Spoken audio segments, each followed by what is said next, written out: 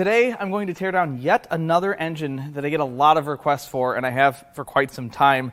That is the 3.7 liter Duratec or Cyclone V6. It is a all aluminum V6. It's found in a huge slew of Ford and Mazda products, including the Mazda 6, the CX-9, the MKT, the Police Interceptor. I think it's an Explorers. It's an all edges. I could keep going on and on and on. In fact, I'll leave a list in the video description because I don't want this video to be that long of me talking about the vehicles this engine comes in. Now, these engines also are offered in both front-wheel drive and rear-wheel drive configurations. This is a front-wheel drive example out of a 2015 Mazda CX-9. Came from a local dealership and was replaced because it's bad. That's what I know. I don't know mileage, unfortunately, and as you can see, it is missing quite a few parts because if you were to buy an engine from the dealership, it would kind of resemble this, minus the dirt and the bad part. The power output of these engines range depending on the application they are in. 268 horsepower to 275-ish horsepower in most of the front-wheel drive vehicles, at least the early 3.7s, and they range to just over 300 horsepower, especially in the Mustang and the F-150. Now, I've driven several vehicles with this engine, both front-wheel drive and rear-wheel drive. The Mustangs run really well with the 3.7, and the engines are extremely reliable. I have had one here, and it took a very long time to find someone that needed it. Now, I've heard the same thing about the F-150 because it's basically the same engine, but there is one huge difference between the front-wheel drive 3.7 and the rear-wheel drive 3.7, and that is the location of the water pump. On the rear-wheel drive, it's external. It's an external water pump, and on the front-wheel drive or all-wheel drive based vehicles, it's inside the timing cover, driven off of the timing chain, which is not that crazy except for when it fails, it can dump coolant into the crankcase, and coolant doesn't make the best lubrication. Coincidentally, the 3.7s that are in the front-wheel drive vehicles are very expensive. You think that's related? You bet. The very first thing we're going to do is turn this engine over. Now, this engine still has spark plugs in it, so if it turns over, it should have compression. I mean, they all should have compression. Well, it gets... I feel compression, and I also feel resistance that's not likely compression. It's not terrible, though, and the fact that this engine turns over solidifies the fact that we'll get this thing apart without too much trouble. I think it's important to note that this engine also shares a lot of architecture with the Ecoboost 3.5 and the 3.5 naturally aspirated engine. Those engines suffer from the same issues depending on application.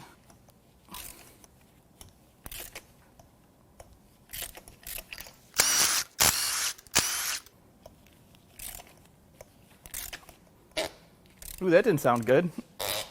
It still doesn't sound good.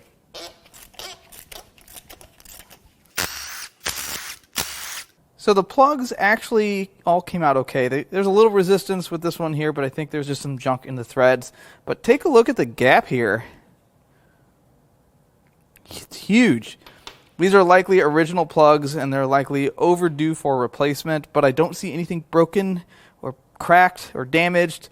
Before we go peeling valve covers off, I'm going to remove these engine hanger brackets because they're kind of in the way of removing the valve covers. Now, this engine does not have a divorced dipstick tube. It's built into the engine. I'm sorry, guys. It's just going to be too easy. Let's make sure it's drained, though. It looks drained. Now we can peel this front valve cover off.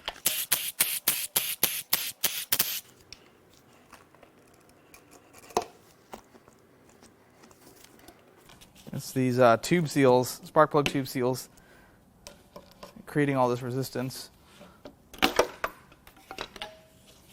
And this. Okay, what's behind valve cover number 1? Oh, well, usually the failure takes some time to find, but oil's not supposed to look like that. So I'm not sure how well this looks on camera, but milkshake. It brought this engine to my yard, and yeah, that's what happens when the water pump fails. Or maybe it's a head gasket problem. We don't know. Could still be both. There's no law that says there could only be one thing wrong with an engine. But generally speaking, if your oil looks like this, you got problems. Next, let's peel the rear valve cover off.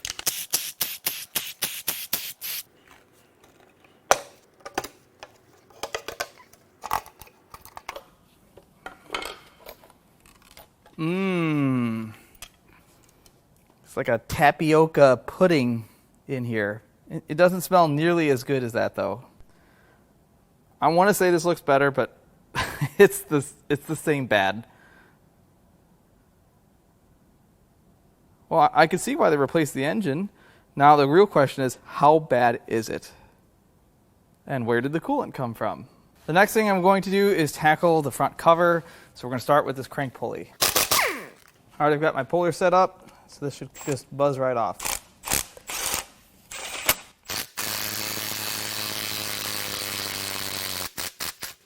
Nice and easy. Next, we will remove this motor mount bracket.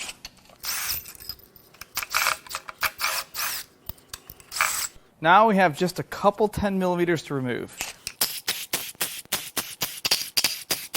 All right, I got to go unload.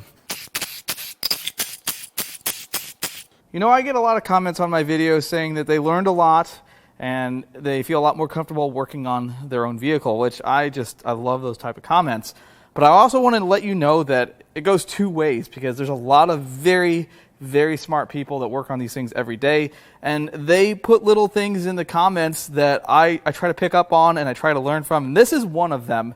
So these engines have a timing cover that is glued with RTV or some sort of sealant to the block and the heads, and the last time I worked on one of these engines, the timing cover really fought me, but then a couple of you said, hey, there's some threaded bolt holes in the timing cover that if you use the timing cover bolts, if you thread them in and tighten them up, it will pull that cover off of the engine. So you don't have to pry on it or beat on it with a hammer or do all the things that I don't want to think that I did last time, even though I did.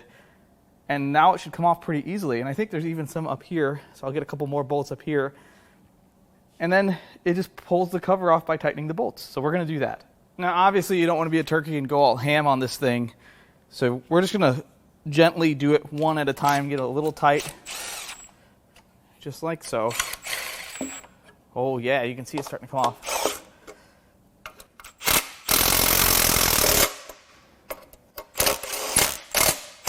So there's some dowel pins, one there, and it really is a lot of work to get this off without doing this.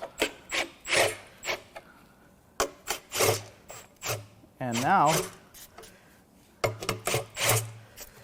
I think I can just, gosh, you guys are smart. That was so much easier. This looks like it's in pretty good shape. Little milkshake. Oh, the oil. That's not oil.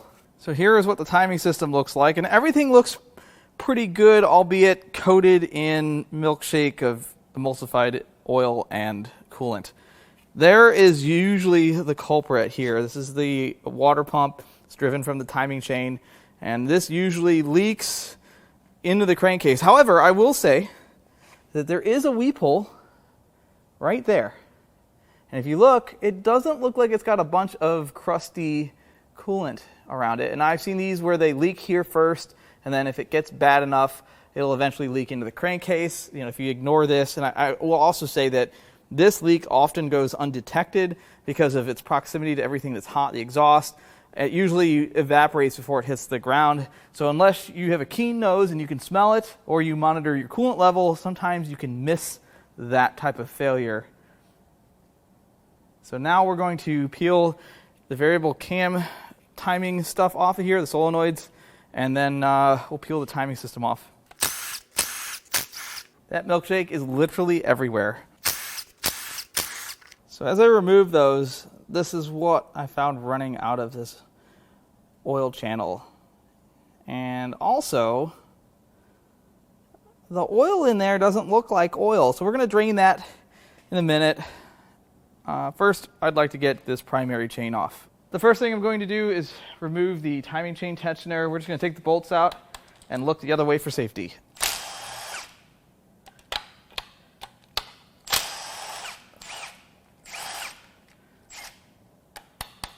Come on.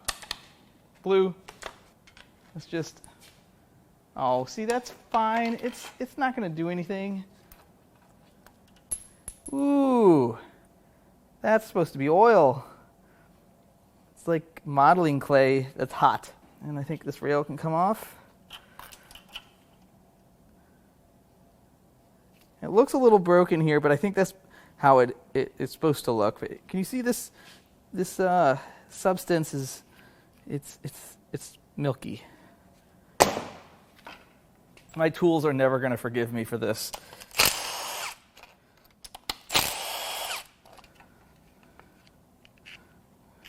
That rail looks pretty good. I guess they're water cooled, so they can't overheat. Happy birthday to the ground! I don't even think that broke. Let's get these little guys off. Oh, those just slide off. Oh, this seems like it's going to snap or do something crazy. See? It's fine. But look at that chain. My gosh. The chain of all chains. That's a keeper. Now we can remove these little... Oh, there are bolts. And I can't get that one off until we get that off. So let's just get this one off. Yeah, that's good. So this bolt is blocked by this cam gear, and the water pump is blocked by this. But what I'm going to try to do is take the water pump bolts out and see if I can just pull it off the dowels far enough and slide it down. Seems like, I don't know, you would mount this over here in this area so you could also slide it out. I'm no engineer. Let's try to get this water pump off. Bolts are out. You know what? I've done this long enough. It's time to get a pan before I pull this off. Oh, I see. There's a place to pry right here. All right, there's the water pump. Oh, that does come around that. That's good. Oh, yeah. Oh, that feels terrible. Oh, it's locked up now. Yes, it's crunchy. So yes, I can safely say this part it's bad. It's very bad, and it's likely the culprit for this engine's condition. So as you can see, it has two gaskets, one that runs along the inside and one that runs along the outside. Now typically, if they leak into the crankcase, they can leak around the gasket right here. But if this part fails, like it has, see, look at that. Then it allows this to rub, I guess that's the block at that point, and these have clearly been rubbing on the block. And then it also doesn't turn that great. It's crunchy and it gets into a bind, it gets all cocked sideways. I don't think having the water pump in the crankcase is a problem as long as your water pumps don't go bad. But they do. And this one has. And it took the motor out. Well, it's pretty clear that this thing's been rubbing on the block. And then if you look down here, yeah. That's worn plastic and maybe some aluminum there. The plastic is obviously softer, so that's going to wear more than the engine would. The next thing I'm going to do is trying to get the cam gears off. Now, I don't have the Torx Plus fastener here. That's at home because I didn't know that would be like this. So we're just going to try to use a T55, and worst case is it doesn't work. See, it's fine. The plus doesn't mean better. I think I'm only needing to remove one side. And actually, I'm going to remove the tensioner. Do that on this side as well. Let's see. Now I know what I should probably do is remove the other side as well, but we're just going to do the one side, and it's off. And then little baby chains. Easy peasy. Now I can just remove these as well. All right, this is bugging me. Yeah, it's nice. The next ticket in the system is to remove the cam cap, so we're going to cram these loose.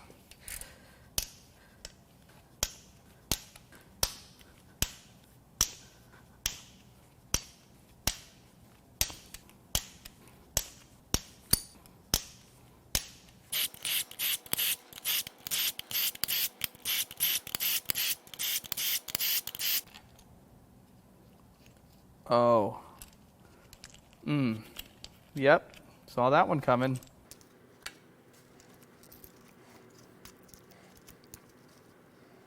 So remember when I said that water doesn't make the best lubricant or coolant? I wasn't kidding. And this is usually the area that is not that worn. And they're not terrible, but they're also not great. Very rough texture. That one's scratched and scored pretty well, as is that. Now usually the cam caps will see most of the wear because that's where the tension from the springs ends, and the cams definitely have some wear. That one's really grooved up. We can pretty much kiss the use of these cylinder heads goodbye, but I didn't pay anything for this core, so I don't really care what survives. I just want to make a good video for you all. Yee. Yeah, that's not good. That's not what a journal is supposed to look like. It's supposed to be nice and shiny and smooth. Yep. Before we go cracking the head bolts loose, we have a couple things to take care of. There's an exterior head bolt. I mean, it's interior, but it's exterior. And then I need to remove this cam sensor because it mostly blocks access to the head bolt. I was going to say, and it's easy to do, but... Whoa, almost took out my camera. Now we can crack the head bolts loose.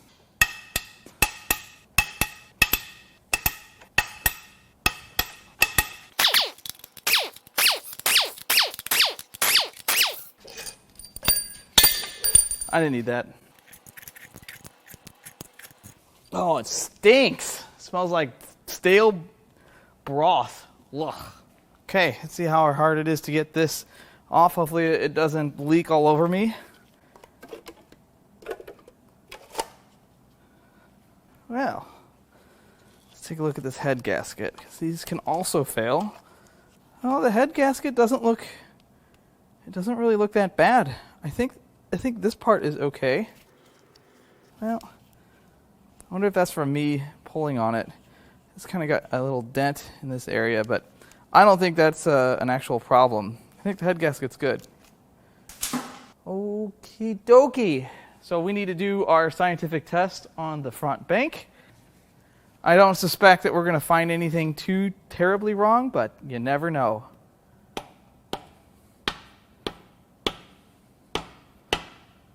I think everything's connected. That's a good sign. So let's take a look at these bores. Well, I can already see some vertical scratches in that one. Ooh, pretty bad on that side too. Can't really see much in the middle cylinder. And there's clearly been some moisture sitting in this cylinder. Some more vertical scratches. And pretty bad right there. We've definitely seen worse, but that's certainly not good. Look at the flavor of oil. I'm going to struggle to use that term. That's this cylinder head is leaving on my table. It's putting the gray in Grey Poupon. This side, it looks pretty decent. Not that it matters, but I don't see anything wrong here. Now we can work on the rear bank. Let's cram these off.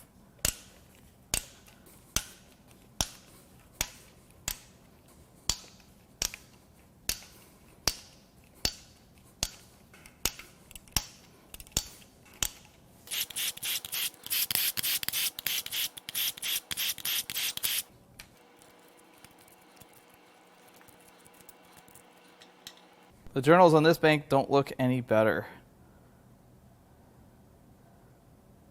I mean, we didn't expect them to, right?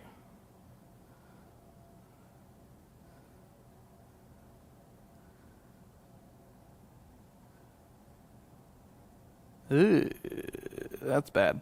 Much like the other side, pretty decent damage to the camshafts and the caps.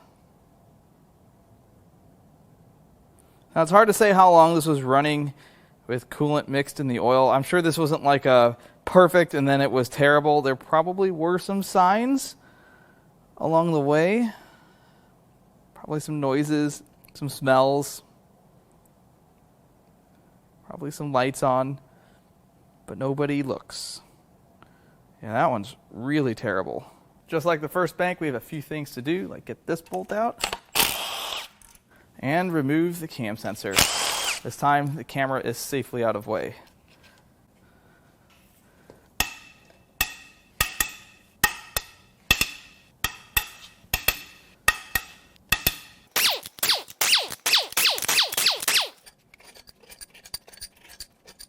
Now, see if we see anything different behind this one. Well, head gasket doesn't appear to have any obvious problems. Yeah, I don't see anything wrong with this. Let's do our test while we're in the neighborhood. That's kind of what I expected. Taking a look at the bores, we can only really see 2 or 1.5. There's some vertical wear. I don't know how deep the scratches are. I can tell that that one's going to be a little bit worse. Yeah, right there. The head looks pretty good on this side. I don't really see anything too wrong, just like the other side. You know, it's just the color of the oil that's coming out of it. Speaking of oil, let's drain the oil pan before we flip this thing over and make a huge mess. Well, it was loose, so I have hope that there's not much in here. Oh, we had some clean coolant, and then the paste. And not the kind you use on your teeth. I mean, unless you're really a strange person. So yeah, typically oil doesn't look like that unless there's some sort of coolant or water mixture. It's kind of ploppy too. Pretty thick. I'm not touching it. Nope. Well, I'm going to let this thing drain a while it creates its own Picasso in the drain pan. And we'll come back to it in just a minute. While this is draining, I'm going to turn the engine over. We're going to see how much resistance there is to it turning over, as well as check out the other bores. So we've seen this one, and half of these two. Well, this turns over much easier. Okay, let's check this out. So that's not good. We've definitely seen worse on this channel on engines that have come apart, but that's very pronounced. That one's not quite so bad. Still present. And that one's got some wear as well. This one is by far, I think, the worst one. And we'll get a better look at all these once we get the rods and pistons out of it. Well, this thing is still draining. So I'm going to give it a minute. And when I get tired of watching this, which it is kind of changing colors, it's kind of cool. But once I get tired of this draining, we'll flip this thing over, peel the pan off of it. While we're waiting for the rest of this engine to finish squirting out its toilet water oil, we are going to take the water pump apart. Now, when I say take the water pump apart, I mean we're going to get the water pump apart because I want to see if we can find anything else wrong with it. I'm pretty sure this is how they want you to do this in the manual.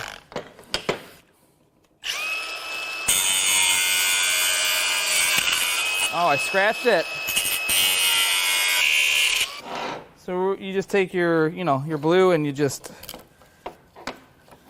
relieve that. And let's see if we can find any signs of more damage. I think this is why that engine was so difficult to turn over. So hopefully this comes across pretty well on camera.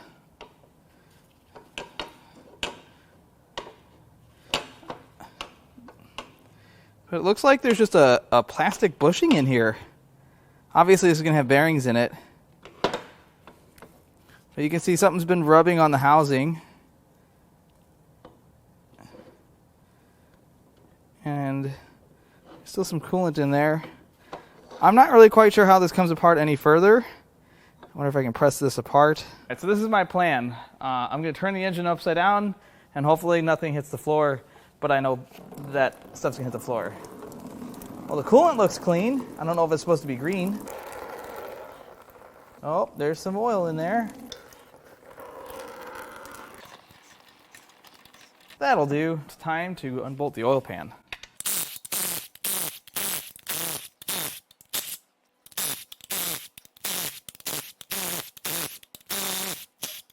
Man, I wish there was an easy way to get all these bolts out at one time. Oh, that was much easier. I should do that from now on. All right, now this should just pop right off.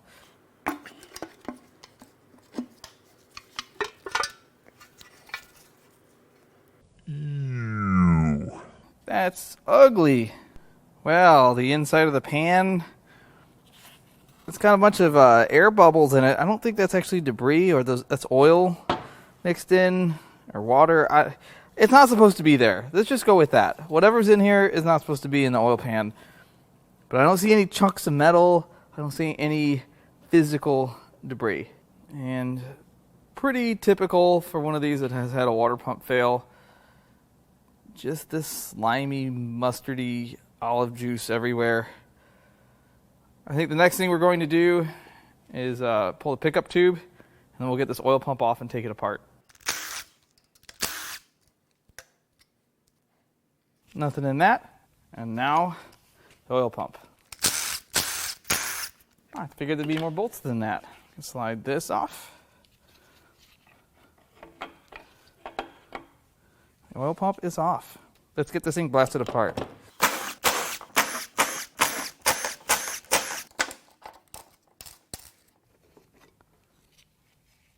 Huh.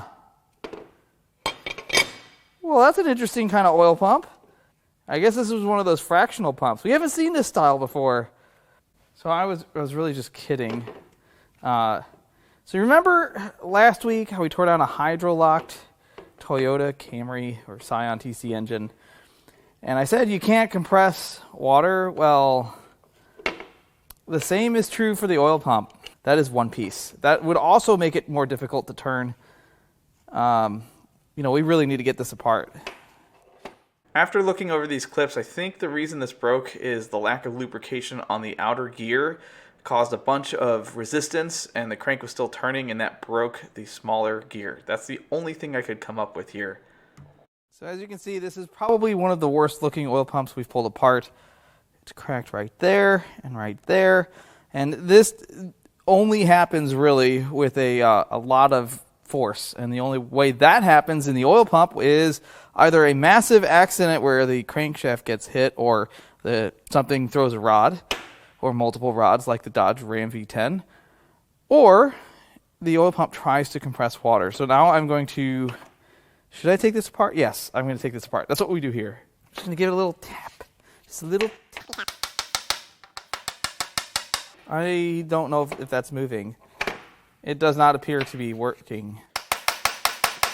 You should never hammer on your oil pump gears. So I just pulled apart an LS oil pump. I've got the outer gear. We're going to try to line this up to where I can just tap this down and everything will be just fine. We're like 10% of the way there. Let's try to use an extension incorrectly. Oh, that's the trick.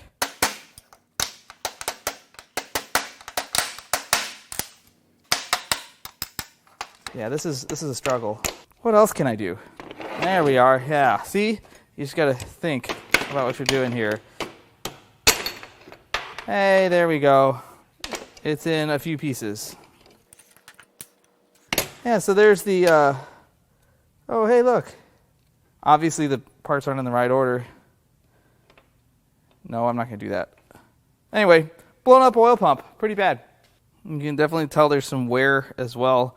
Not from swinging a hammer, but just from water running through this thing. The housing also has some pretty significant damage, although it's hard to see. There you go. That's a good look at some damage. Now it's time to remove the windage tray.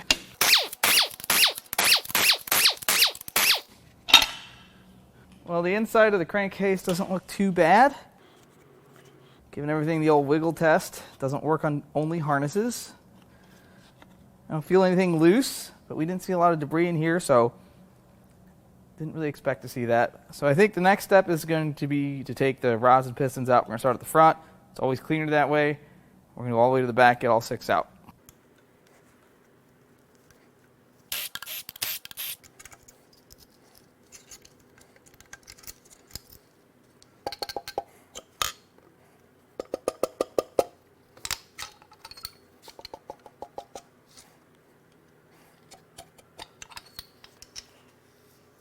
still doesn't turn over very smooth.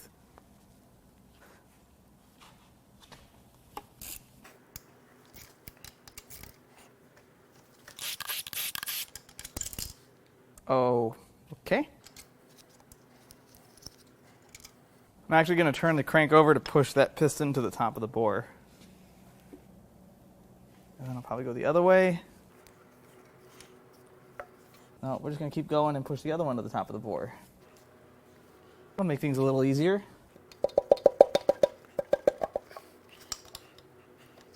What is happening? Something is unhappy here.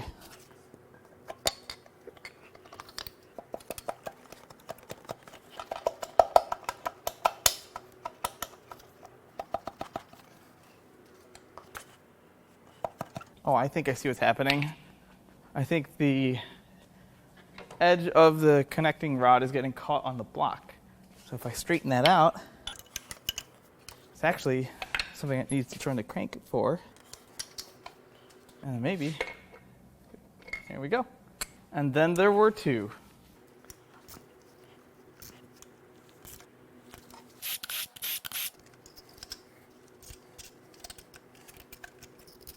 Turn this crank over and push those to the top of their bore. Let's get these off before they fall. I'm going to start using my brass drift. Get these out.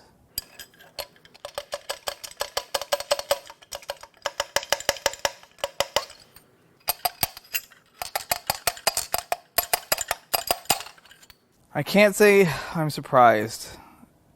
The condition of these rod bearings leaves a lot to be desired. They are all pretty evenly bad. Some are slightly worse than others, but this is all signs of lack of lubrication, whether that be lack of pressure from a blown apart oil pump or water, which is not the best lubricant. I should say coolant because it's not water. And the rods and pistons, well, the rods look okay. I think those are all right. The pistons have some pretty heavy skirt wear. Pretty much uniformly across. Oh, that one's actually much worse. Coating's gone. And I would bet, wow, that we're going to see signs of this on all of the cylinder walls.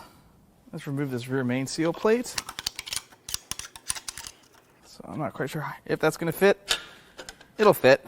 We'll just do one of these numbers on it. Yeah, see, I'm pretty sure they don't tell you to do this in the manual, but it's fine. Now it's time to remove all the main cap bolts. Start with these first.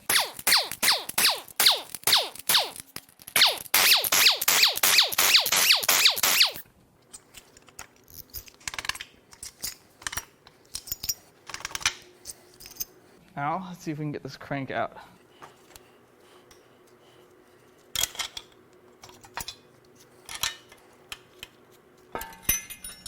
Well, the crank journals, the rod journals aren't as bad as I expected, but I bet there's still some wear that would need to be polished out.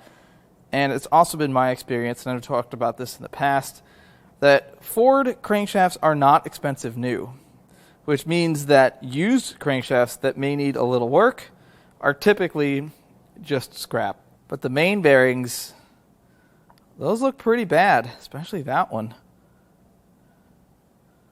All signs of oil starvation, or lack of lubrication, I should say. Let's take a look at these bores. So there's definitely some vertical wear, some scratches. I ran my fingernail over these, and they're not terribly deep, which leads me to believe that they will clean up. Some of them are deeper than others. This one was pretty deep. You could feel that one just barely. And this one was the really bad one. You could absolutely feel those. Now, they might clean up with some machine time, but I don't really think I want to sell this block. People don't really rebuild these, especially from this state. This will likely end up in the scrap bin. I think you can see why these engines get a pretty bad rap. Now, if you have a rear-wheel drive based, an F-150 or a Mustang, I really wouldn't worry about this. This isn't a type of failure that those have because, again, they have an external water pump. I'm sure those engines do fail, but like most of the engines on this channel, is from abuse or neglect, and that's the exception, not the rule. But the front-wheel drive based, and I'm not trying to create a bunch of fear because there's a lot of these vehicles out there. They're in a lot of different cars. There's a few things you can do to keep an eye on it. You can monitor your coolant level if you start losing coolant and it's not smoking out of the tailpipe, or you monitor your oil level and all of a sudden the oil fairy added a quart of oil since the last time you checked it. No, there's something else in the crankcase.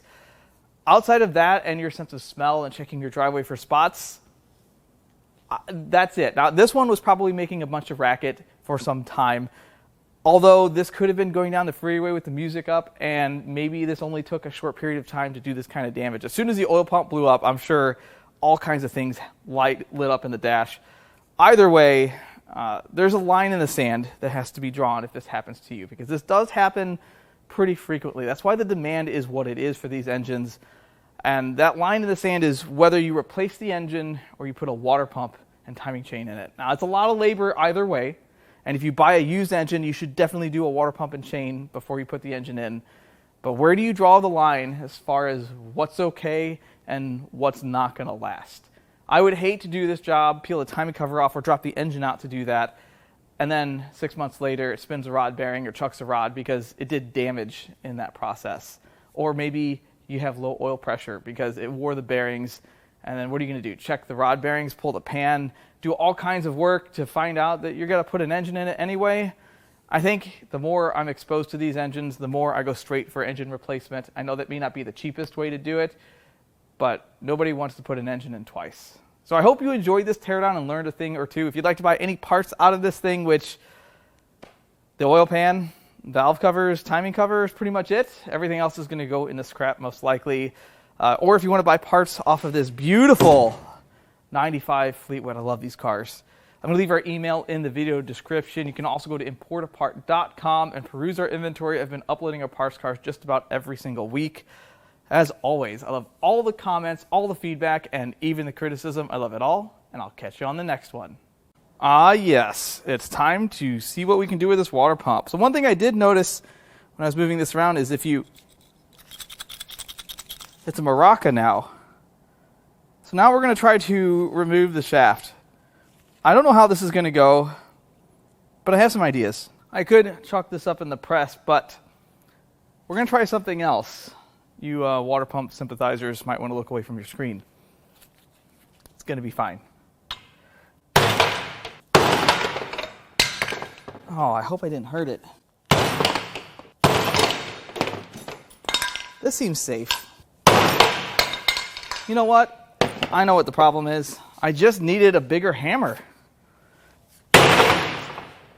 Oh, that's not what I meant by coming apart. But hey, we actually, it's getting there. We're not out of the woods yet. This will be fine. I guess I could swing it hard. I'm scared to swing it hard. What's the worst that could happen? Yeah, it could come back and hit me in the face, I suppose.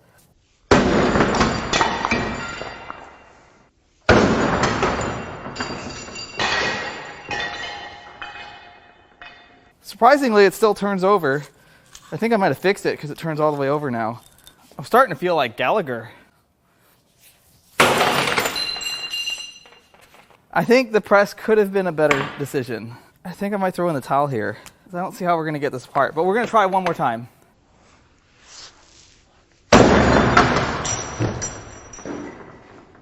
Okay, I'm done. Sorry guys, I tried.